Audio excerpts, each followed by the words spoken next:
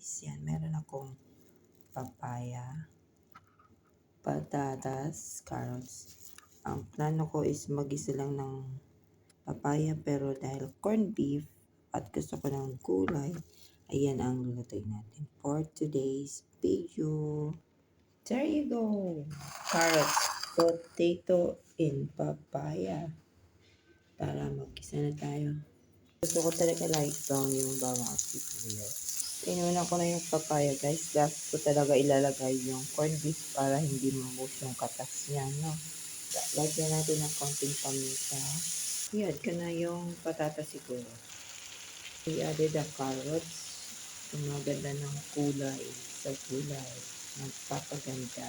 Takpan muna natin saglit. Then add na natin yung corned beef. Then go and mix din natin. Takpan at konti na konting magic syrup at ng oyster sauce. Then done. Lagyan natin ng konting magic syrup. Oyster sauce, kaunti. Manimpla na natin yan guys. Yan. Then ready na siya.